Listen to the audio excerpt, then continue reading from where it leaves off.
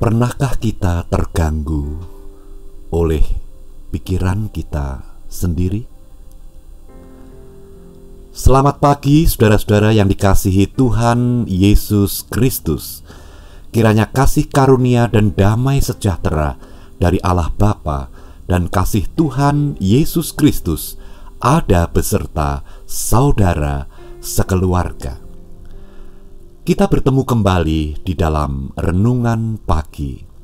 Sebelum kita mendengarkan firman Tuhan, marilah kita berdoa.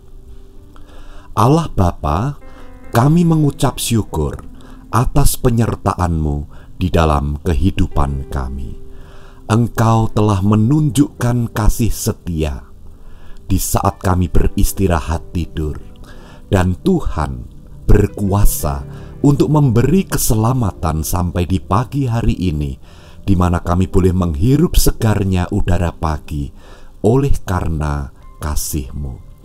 Bapa Sorgawi, kami ingin mendengarkan firman-Mu, supaya kami lebih dapat menata pikiran kami, supaya kami lebih dapat mengerti apa yang seharusnya kami lakukan di dalam kehidupan kami. Kiranya kuasa Roh Kudus memampukan kami untuk kami dapat mengerti apa yang menjadi firman-Mu. Di dalam nama Tuhan Yesus Kristus kami berdoa. Amin. Saudara-saudara, firman Tuhan yang akan saya baca dari kitab Mazmur pasal 94 ayat 17 sampai dengan 19. Di sana dikatakan demikian: jika bukan Tuhan yang menolong aku, nyaris aku diam di tempat sunyi. Ketika aku berpikir, kakiku goyang, maka kasih setiamu ya Tuhan menyokong aku. Apabila bertambah banyak pikiran dalam batinku, penghiburanmu menyenangkan jiwaku. Saudara-saudara yang dikasihi Tuhan Yesus Kristus, kisah yang kita baca tadi menggambarkan bagaimana pemazmur bergumul dengan apa yang sedang dipikirkannya sendiri. Sebagai manusia biasa, tentunya pemazmur seperti kita memiliki segala persoalan-persoalan, memiliki permasalahan, bahkan pemazmur juga menghadapi berbagai bahaya-bahaya.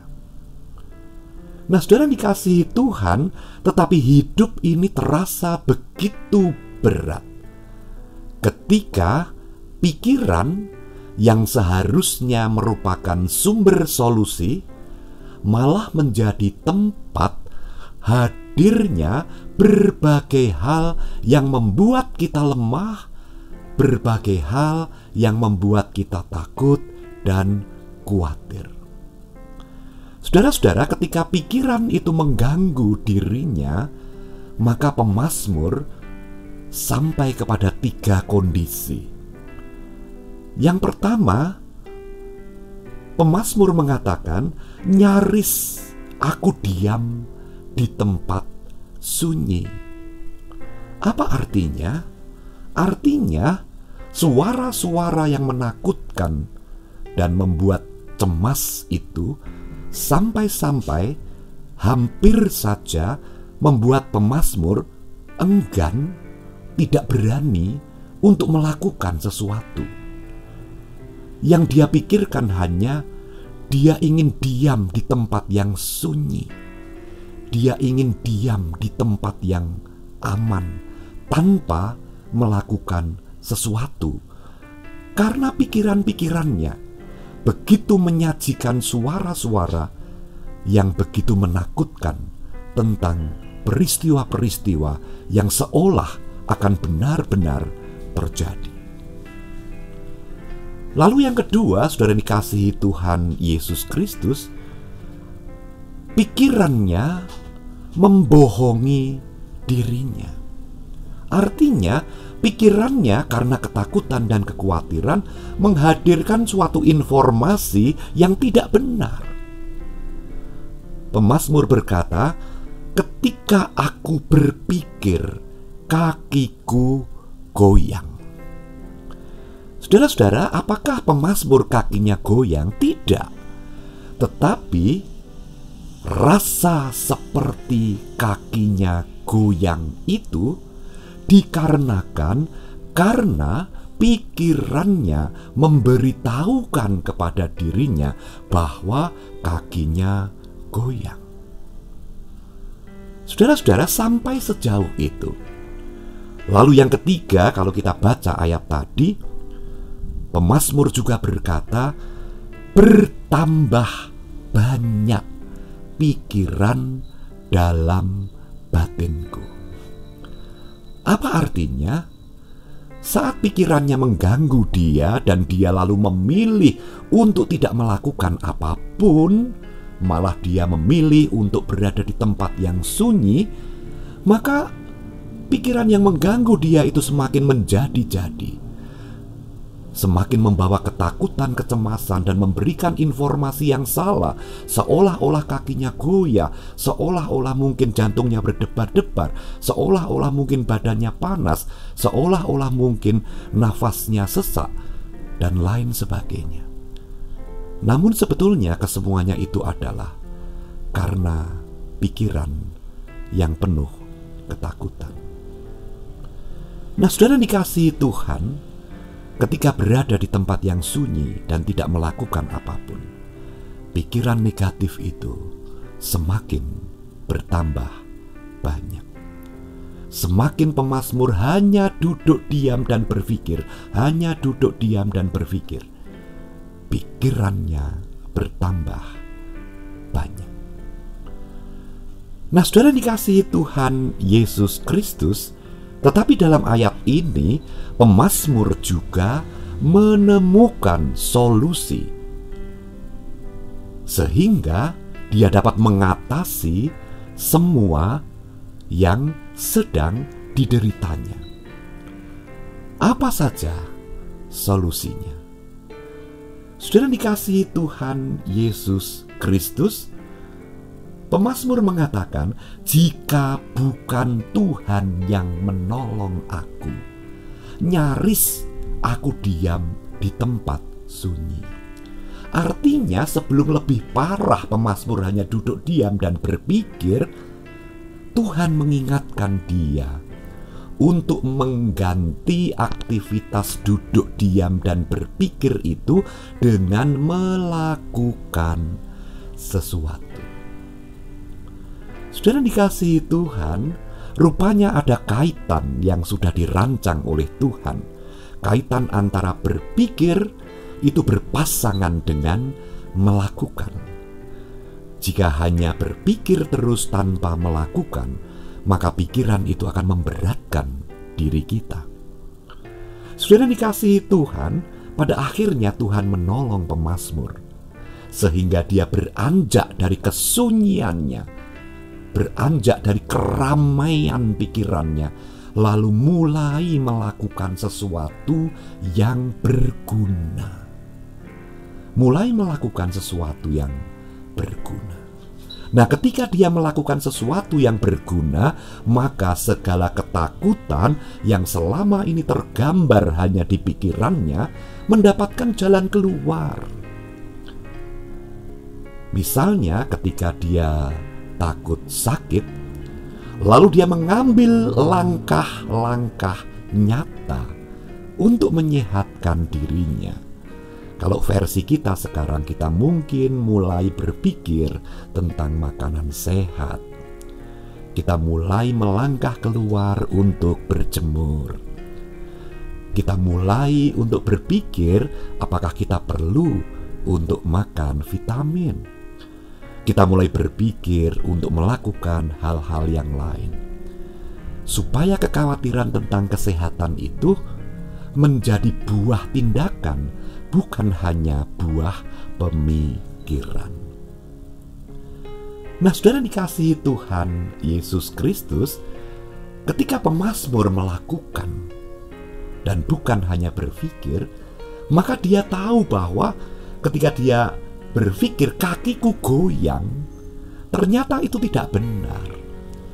Ternyata tidak semua hal buruk yang kita pikirkan itu sesuai dengan kenyataan. Tidak selalu seperti itu.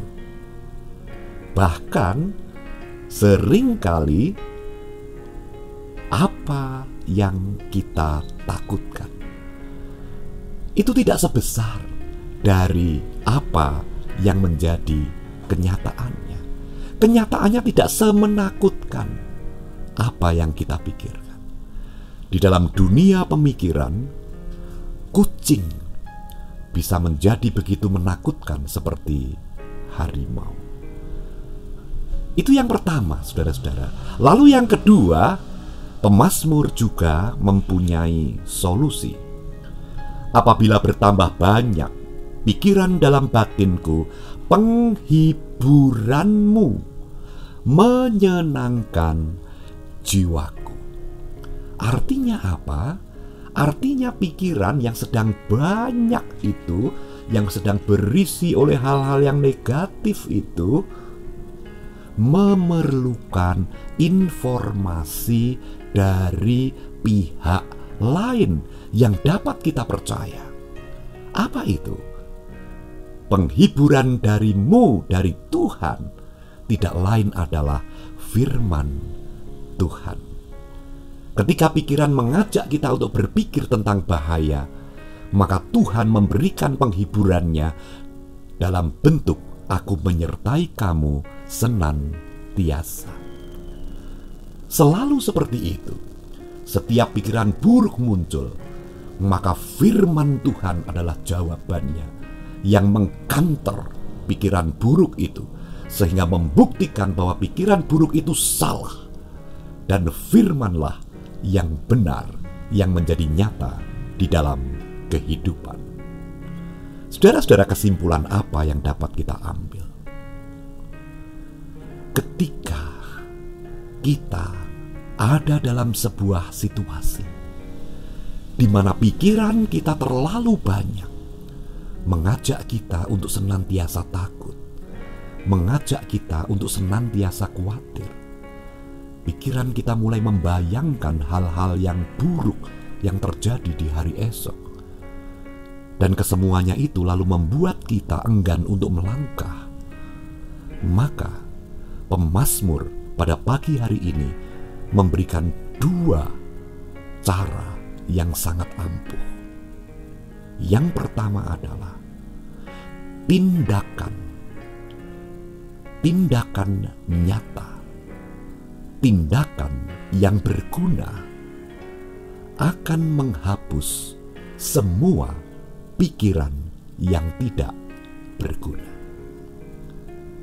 Oleh karena itu, lakukan sesuatu daripada hanya hanyut dalam pikiran.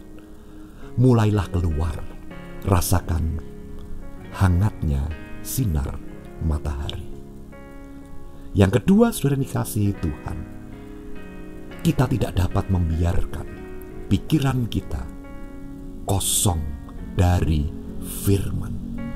Karena ketika pikiran kita kosong dari firman, maka tempat itu akan diisi oleh informasi, kabar-kabar yang buruk. Dan itu akan melemahkan diri kita. Mari kita berpegang kepada firman Tuhan, supaya kondisi batin kita tidak turut menjadi sakit, sehingga sukacita, sehingga kegembiraan senantiasa ada di dalam diri kita di saat kita harus menghadapi segala tantangan zaman sekarang ini. Kita menghadapi dengan cara yang benar, bukan dengan ketakutan. Kita menghadapi dengan kehati-hatian, bukan dengan kekhawatiran. Kita tetap sehat dengan kegembiraan. Tuhan Yesus memberkati. Amin. Mari kita berdoa. Bapa, terima kasih. Tanamkan firman-Mu di dalam hati kami. lindungi kami sekeluarga, supaya kami senantiasa berhati-hati, namun tidak kehilangan kebahagiaan di hati. Terima kasih Tuhan Yesus, kiranya perlindungan-Mu menyertai kami hari ini. Dalam nama Tuhan Yesus kami berdoa. Amin. Tetap semangat saudara-saudara yang dikasihi Tuhan. Tuhan Yesus memberkati saudara sekeluarga. Amin.